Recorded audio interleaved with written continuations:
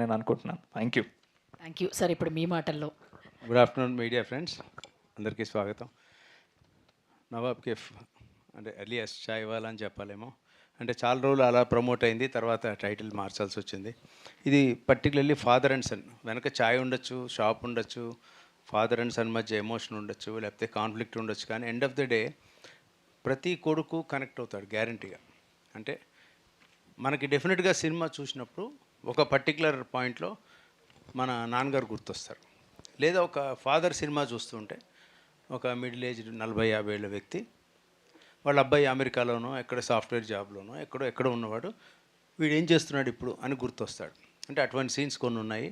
ఈ సినిమాకి strongest strength ఏదైనా నేను గట్టిగా చెప్పాలంటే ఎమోషన్.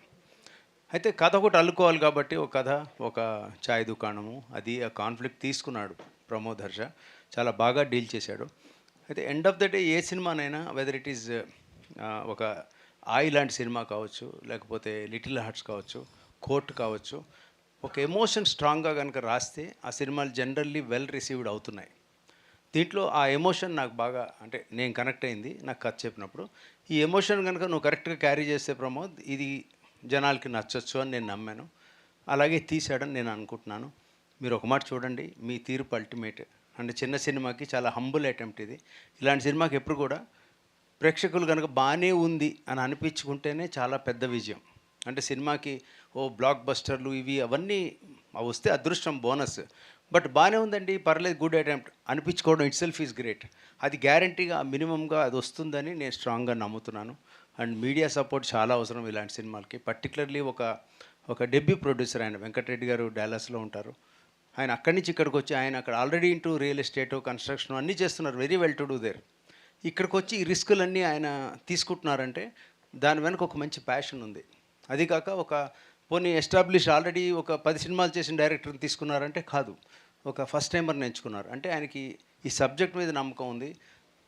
ఒక ఒక కొత్త వాళ్ళు చేసినా పర్వాలేదు, ఇలాంటి టీంతో చేస్తే చూస్తారని ఒక నమ్మకంతో వచ్చినప్పుడు, ఆ నమ్మకాన్ని కనుక మనం నిలబెట్టగలిగితే అది డెఫినెట్లీ ఒక ఎంకరేజ్మెంట్ అవుతుంది. రాబోయే ప్రొడ్యూసర్స్కి ఏదో ఒక మంచి దారి చూపించినట్టు అవుతుంది.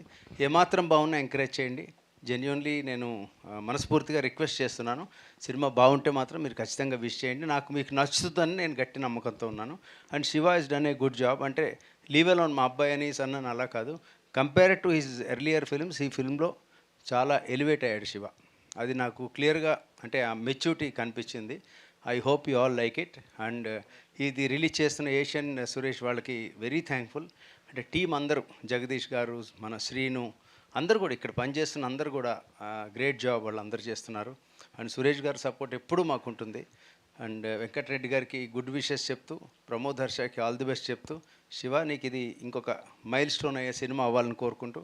అండ్ తేజు అశ్విని గురించి చెప్పాలి. ఈ అమ్మాయి హైలీ టాలెంటెడ్ డాన్సర్. తను బేసికలీ తను used to run a dance school also. అమ్మాయి classical dancer and regular dance school కూడా రన్ చేసింది, చాలా టాలెంటెడ్. అండ్ తెలుగు అమ్మాయే, కాకపోతే చెన్నైలో ఉండింది. వాళ్ళ మదర్ రూట్స్ అన్నీ మచిలీపట్నం దగ్గర. సో ఒక తెలుగు అమ్మాయినే లాంచ్ చేసాం మళ్ళీ అని అనుకుందాం తెలుగులోకి. సో మీ అందరి సపోర్ట్ కోరుకుంటూ, దీనికి ప్రశాంత్ విహార్ మ్యూజిక్ ఒకటి చాలా స్ట్రెంత్ అవుతుంది. Kasireddy added bonus. వీటన్నిటికన్నా ఫాదర్ క్యారెక్టర్ చేసిన Rajeev Kanakala garu is an amazing దీంట్లో వర్క్ అయింది. ఆయన గురించి మనం చెప్పేదే ఉంటుంది. సో ఇలా చెప్తూ పోతే చాలా ఉంటాయి. రిలీజ్ అయ్యాక మళ్ళీ మాట్లాడుకుందాం. మీ సపోర్ట్ కోరుతూ I will take leave. Thank you all. Thank you Raj Kandukuri garu. Thanks for joining with us today. Thank you so much. And Pavan గారిని, సురేష్ గారిని కూర్చోవాల్సిందిగా రిక్వెస్ట్ చేస్తున్నాం. అండ్ మిగతా వాళ్ళందరూ కూడా స్టేజ్ మీద